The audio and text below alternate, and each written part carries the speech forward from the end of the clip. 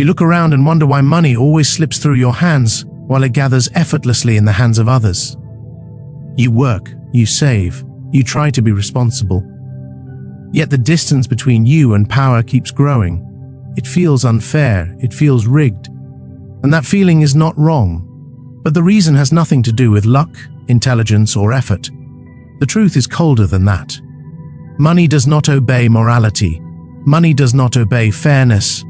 Money obeys force, and force, in its most refined form, is strategy. Most people are taught to see money as something fragile, something to protect, something to hold tightly, something to fear losing. That belief alone is enough to keep them weak for life, because money is not a reward, it is not a measure of virtue, it is a weapon. And like any weapon, in the hands of the untrained, it causes self-destruction. In the hands of the disciplined, it reshapes reality.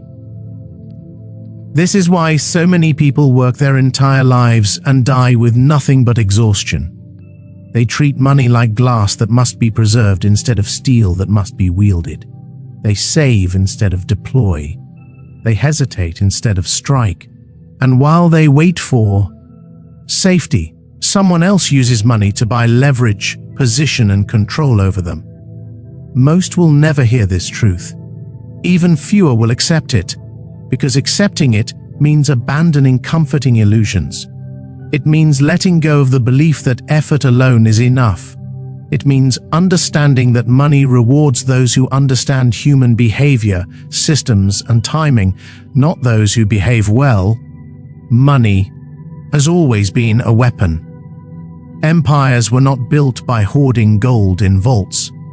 They were built by moving resources into armies, alliances, influence, and infrastructure. Those who feared loss stayed small. Those who embraced calculated risk conquered. That law has never changed. Only the battlefield has. Today, the battlefield is invisible. It is markets, media, attention, systems, and the people. Who dominate it do not look aggressive. They look calm, silent, detached. While others argue about fairness, they are positioning pieces. The first illusion that must be destroyed is the illusion of safety. Saving feels safe. Holding feels responsible. But stillness is decay. Money that does not move loses power every day. Inflation erodes it. Opportunity passes it. And while you protect what, you have, someone else uses their money to buy what you will never be able to afford later. Position. The wealthy do not protect money. They protect control. Because control generates money endlessly. Money without control disappears quickly.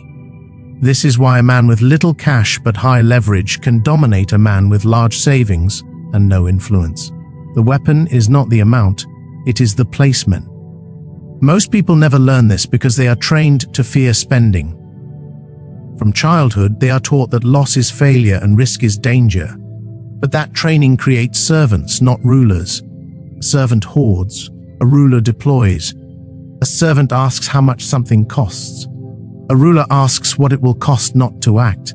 Money only reveals its true nature when it is spent with intention. Random spendy. NG is weakness. Emotional spending is self-sabotage. Strategic spending is power.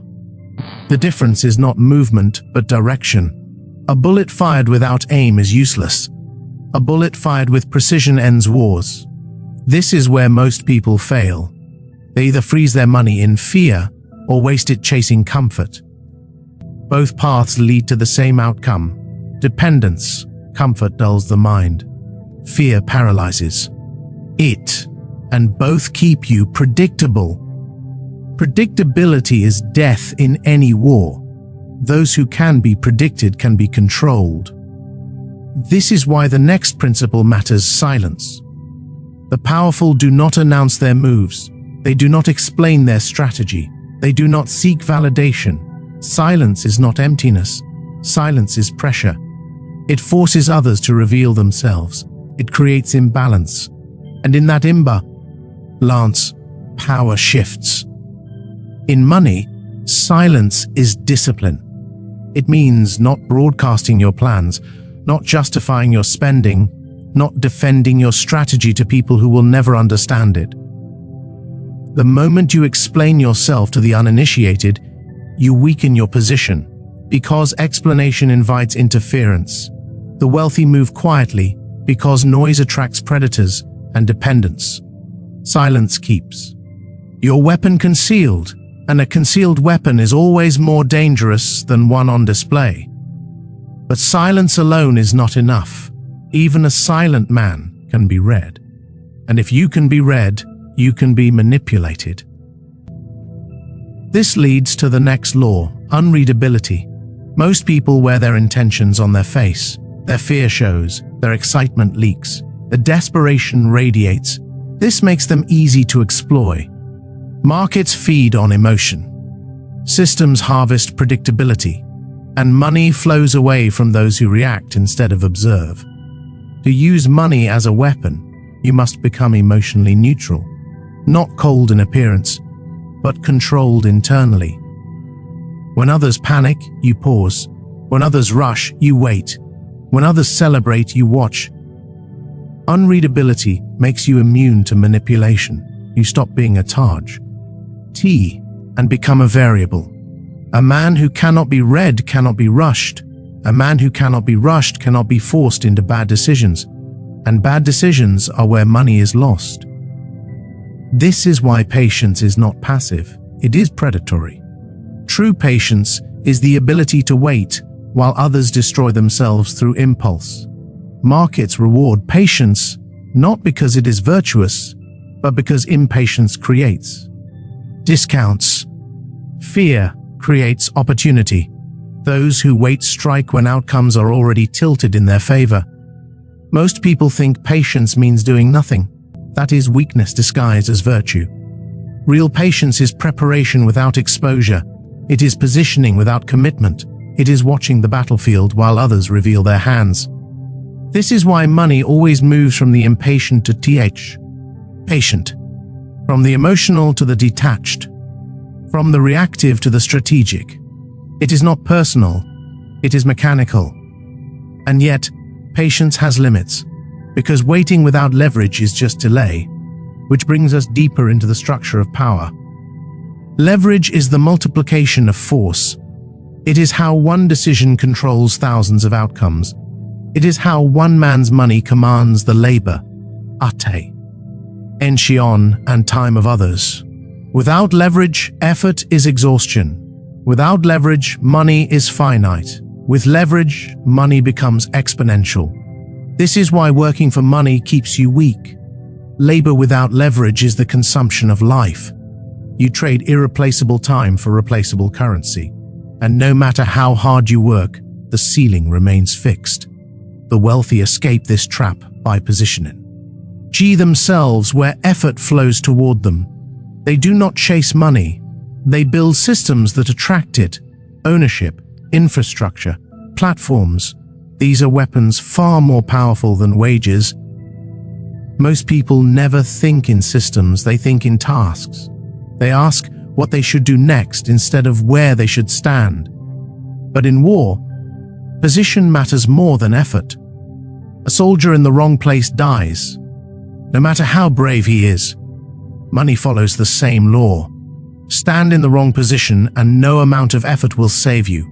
Stand in the right one and even small moves create outsized returns. But position alone does not guarantee dominance, because people do not move by logic. They move by belief, and belief is shaped by narrative. Money does not flow to truth. It flows to what is believed to be true.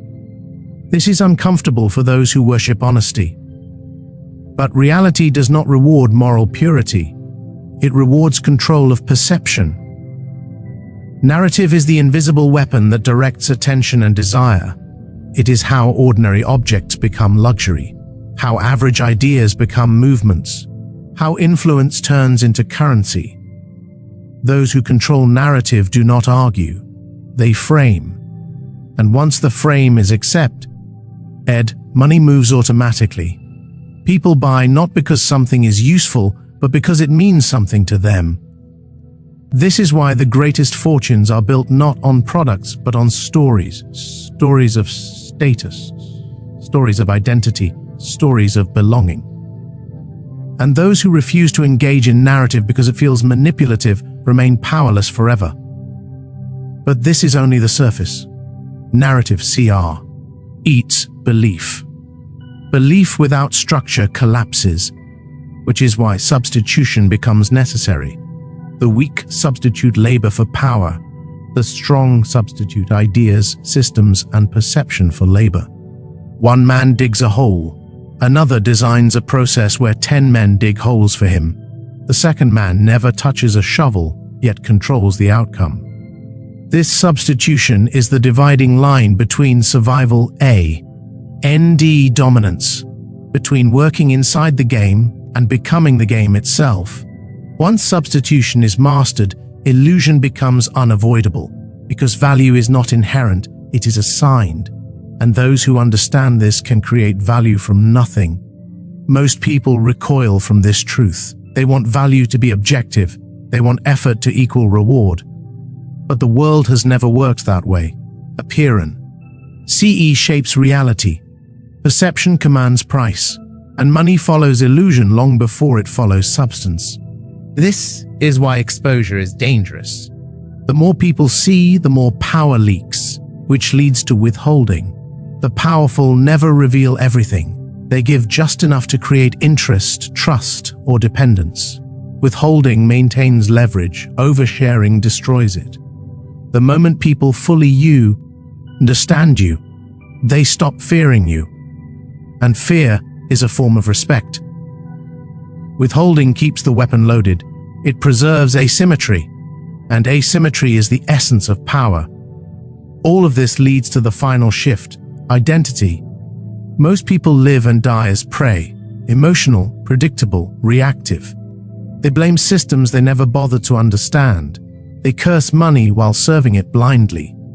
But once you see money as a weapon, everything changes. You stop worshipping it, you stop fearing it, you stop chasing it. You begin commanding it. You move in silence. You observe instead of react. You deploy instead of save. You position instead of grind. You stop asking for fairness and start engineering outcomes. At this point, there is no going back. The illusion is broken. You no longer see money as numbers. You see it as force, as leverage, as a tool to bend systems. Most people will never reach this point. They retreat to comfort. They cling to morality. They call this ruthless because it exposes their weakness. But you are already past that. This is only the initiation. From here, the path narrows. Because understanding money as a weapon is one thing. Living as if it is one is something else entirely.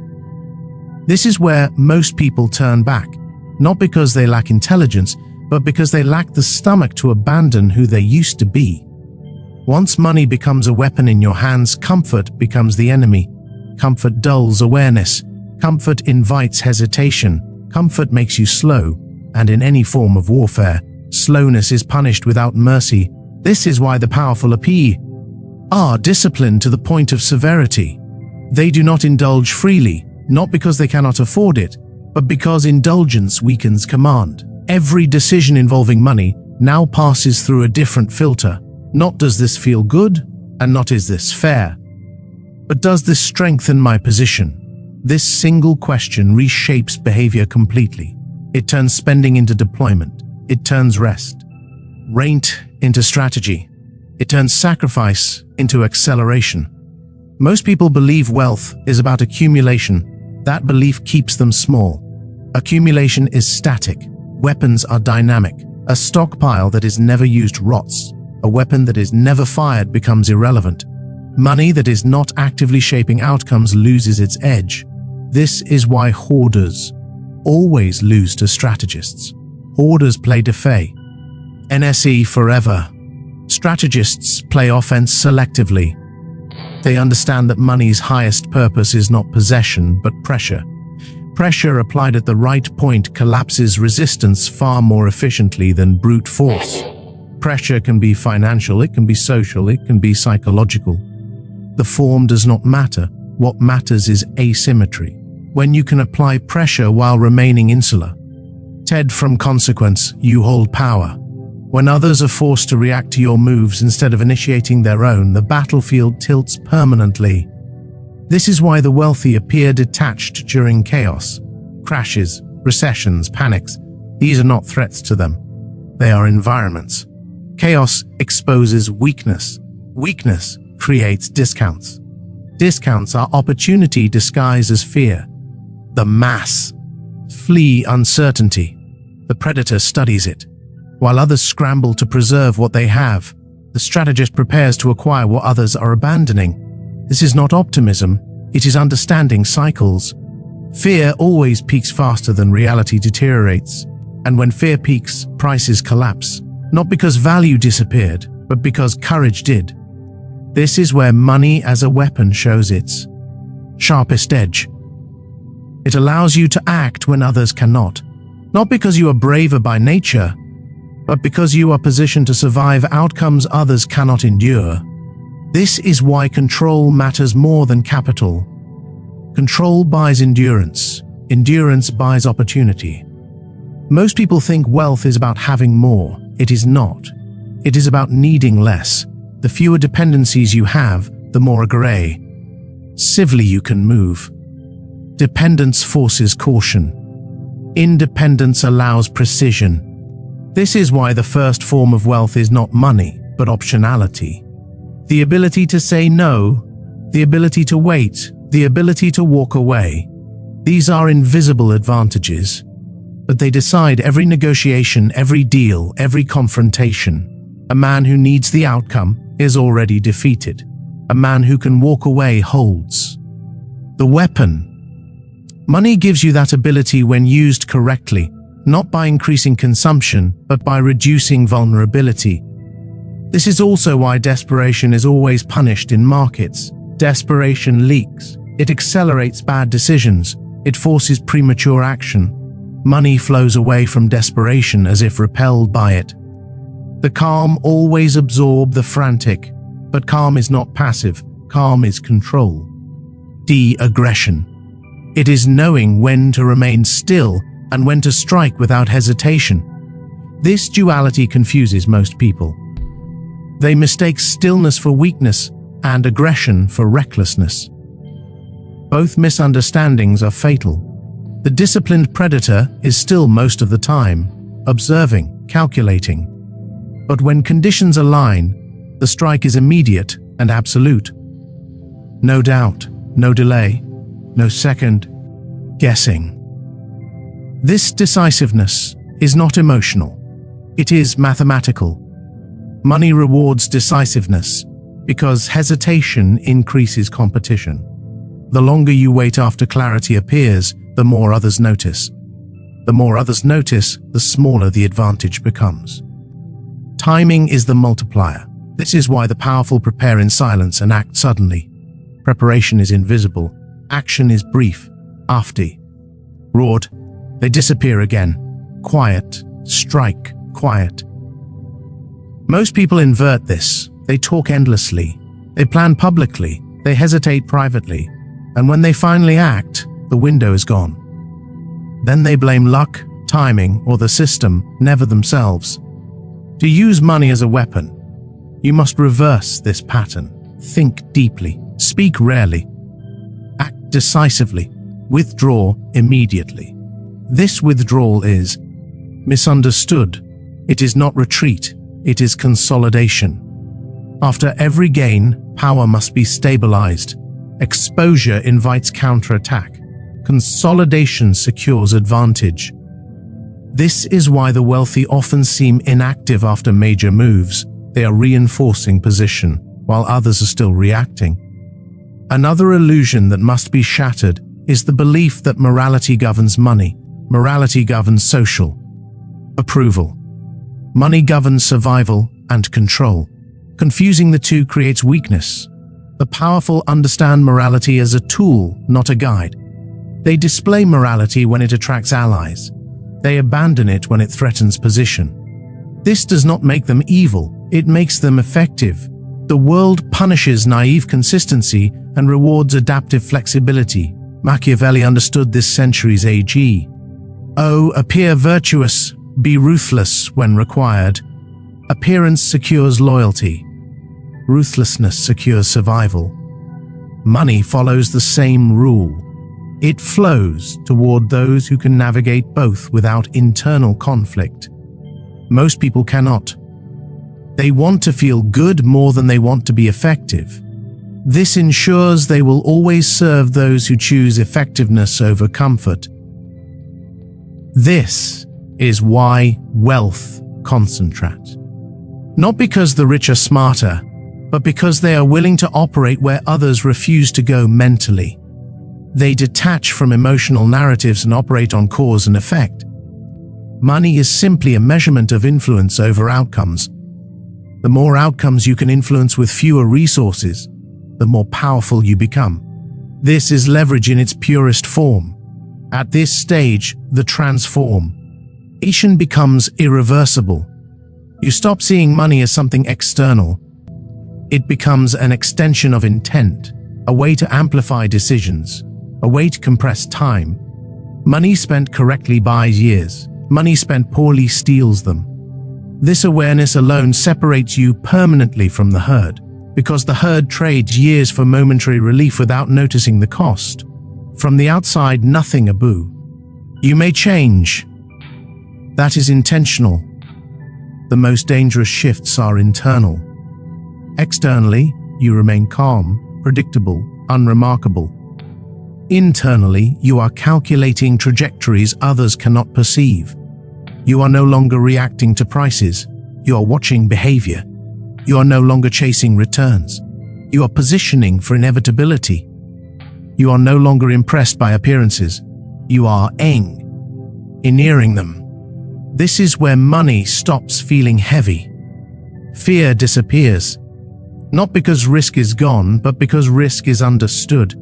The unknown becomes familiar. Volatility becomes useful. Pressure becomes leverage. Most people live their entire lives without reaching this point.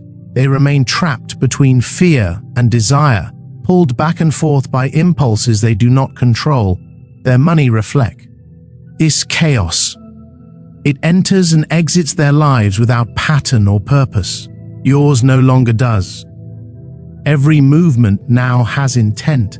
Every restraint has purpose. Every delay is strategic. You are no longer participating in the game unconsciously. You are shaping the board. And yet this is still not the end, because weapons can be turned against their wielder if discipline slips. Power amplifies AWS as efficiently as it amplifies strength. This is where many fall after rising. The final test is restraint after success. New power tempts exposure. New wealth invites indulgence. New leverage attracts parasites. This is where withholding becomes essential. You do not reveal gains prematurely. You do not expand lifestyle faster than position. You do not confuse visibility with dominance. True. E-power is quiet. It does not need applause.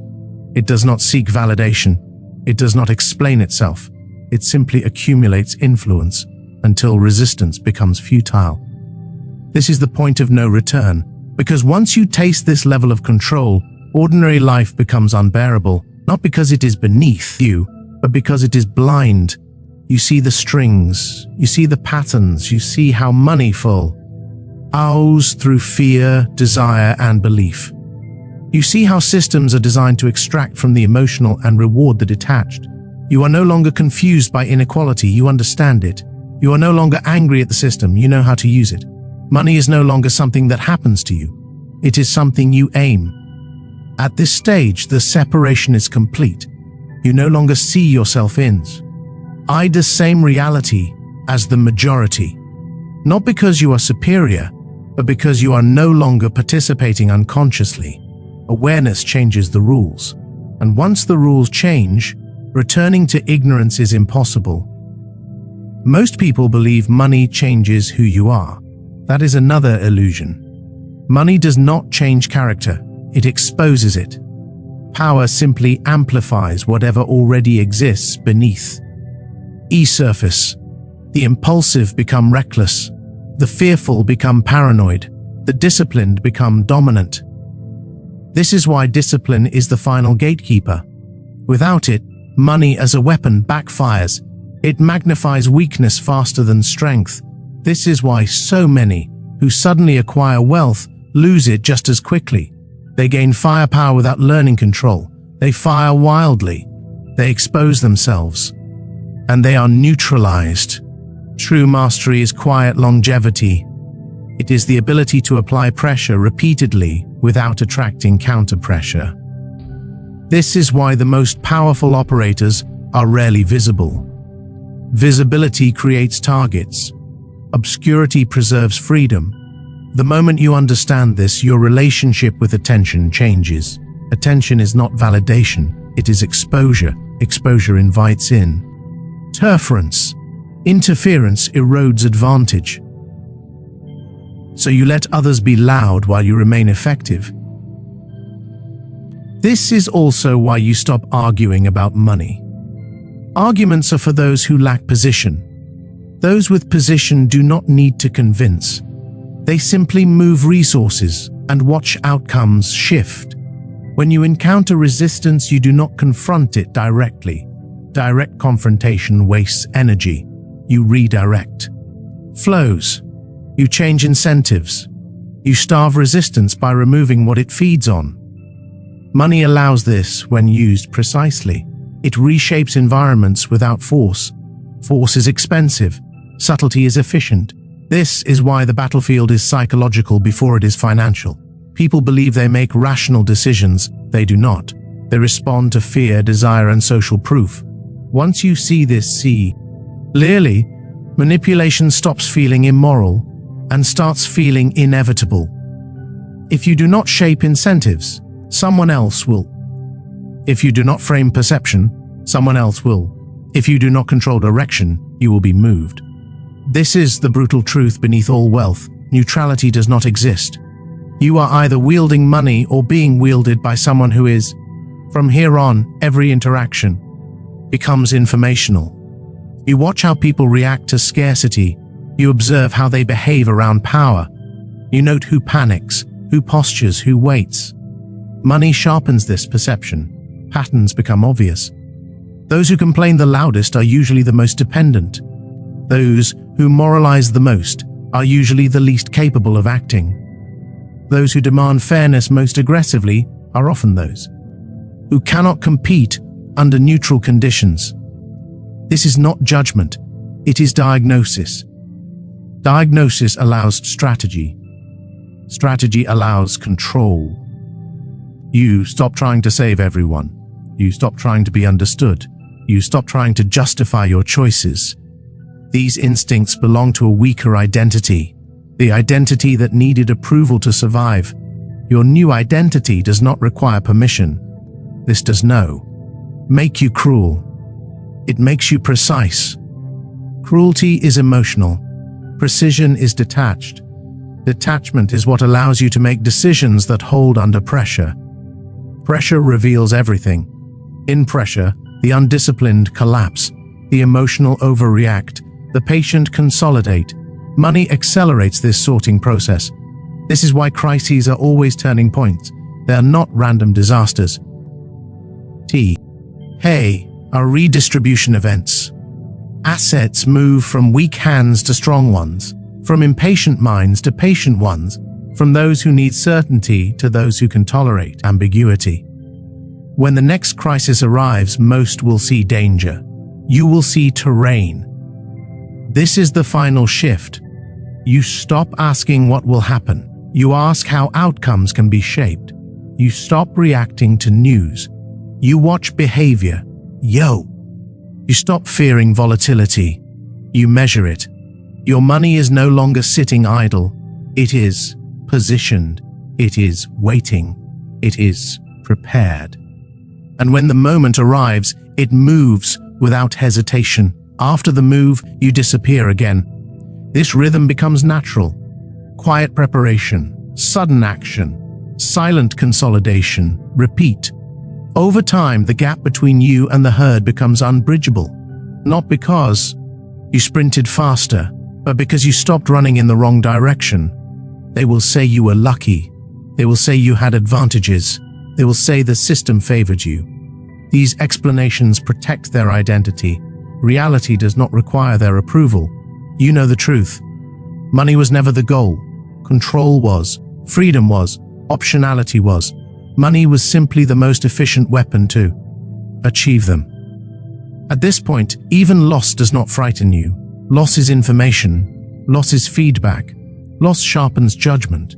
Fear of loss disappears because identity is no longer tied to numbers. This is what makes you dangerous. A man who is not afraid to lose cannot be controlled. A man who cannot be controlled can choose his battles. A man who chooses his battles wins disproportionately. Each is why the final evolution is not accumulation, but detachment from outcome. You act decisively without emotional attachment. You accept results without collapse. You adjust without hesitation. The herd cannot comprehend this mindset. They need certainty. They need guarantees. They need reassurance. You no longer do. You understand that money is only powerful when paired with discipline, style, NCE, and timing. Without these, it is just paper. With them, it bends systems. This is the initiation most will never complete. They stop halfway. They learn concepts but retain old behaviors.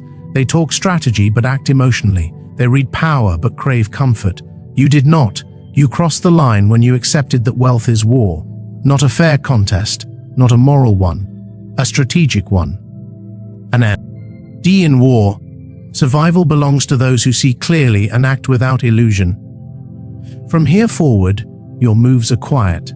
Your presence is minimal. Your impact is disproportionate. You are no longer asking how money works. You are deciding where it strikes. Now the weapon is fully assembled, not in your hands but in your mind. This is the difference most people never grasp. Money is not dangerous because of what it can buy. It is dangerous because of what it allows you to ignore. When money is no longer your primary concern, fear loses its leverage. Fear is the most reliable control mechanism ever invented. It keeps people obedient, predictable, and small. Fear of loss, fear of judgment, fear of instability, fear of being alone. Money, when used correctly, dissolves these pressures. And once fear dissolves, behavior changes permanently. This is why systems resist those who gain control. A fearless individual cannot be steered easily. Incentives stop working. Threats lose their power. Promises sound hollow. That is why true wealth is rare. Not because money is scarce, but because fearlessness is. Most people never aim for this. They want comfort, not autonomy. They want rely. F, not power.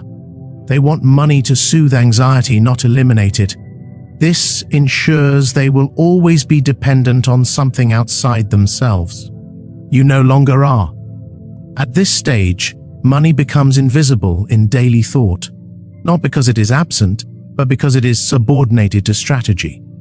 You think in positioning, not transactions. You think in trajectories, not expenses. You think in influence, not income. Income is a symptom. Position is the cause. This is why the truly powerful rarely obsess over cash flow the way beginners do. They focus on structural advantage.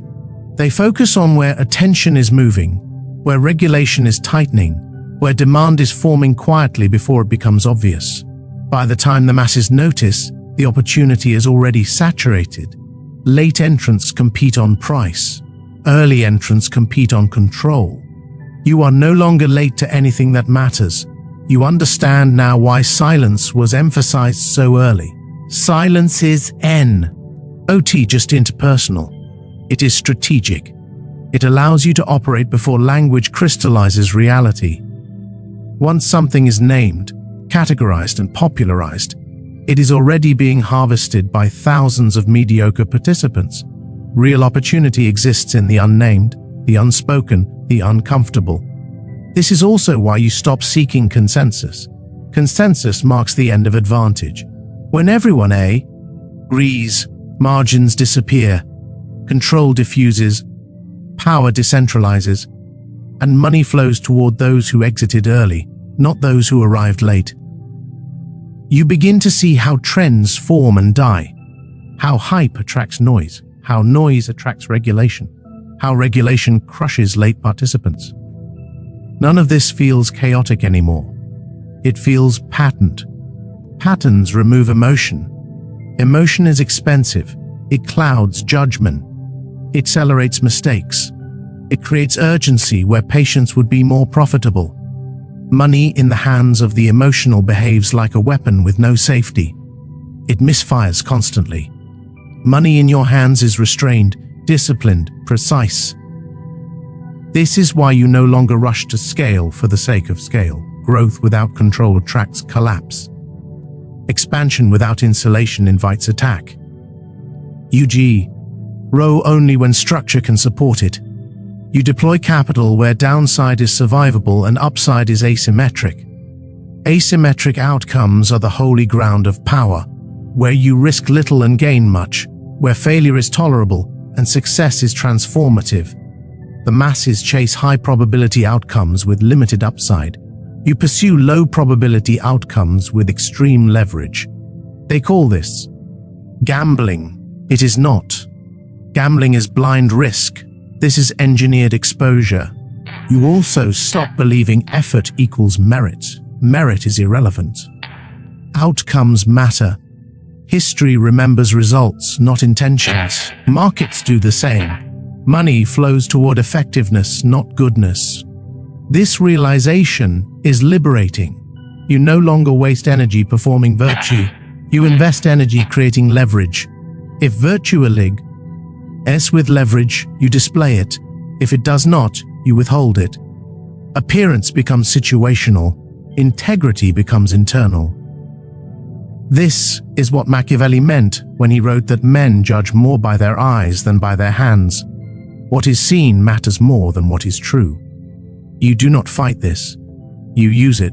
You craft appearances deliberately, not extravagantly, not recklessly, just enough to sigh. Now strength, competence, and inevitability. Weak signals invite challenge. Strong signals discourage it. Money amplifies signals, but only when used sparingly. Excessive display invites scrutiny. Minimal display invites speculation. Speculation creates mystique. Mystique creates power. You understand now why the most powerful figures often appear boring, predictable, almost dull. This is Camus. Flage. The extraordinary hides behind the ordinary. Meanwhile, the loud burn out. The flashy attract predators. The insecure overspend and expose themselves. They confuse attention for influence. They confuse income for power. They confuse money for wealth. You do not. Wealth is the ability to remain unchanged under pressure, to act deliberately while others react emotionally, to remain solvent while others liquidate, to acquire while others flee. This is why you no longer fear downturns. You prepare for them. You do not pray for stability, you design for volatility. Stability benefits those already in control. Volatility redistributes control. Redistribution always follows the same direction, from those who need certainty to those who tolerate uncertainty, from those who consume to those who deploy, from those who react to those who wait. You wait, not passively, actively, with intent, with patience sharpened into a blade. And when the moment comes, you do not hesitate. Hesitation belongs to those who are unsure of their framework. You are not. Your framework has already survived stress in your mind. This is why action feels calm instead of frantic, decisive instead of desperate. Afterward, you do not celebrate. Celebration creates attachment. Attachment creates recklessness. You simply move on. Over time, this compounds into something most people cannot articulate. They sense it, but they cannot name it. Doors open without explanation.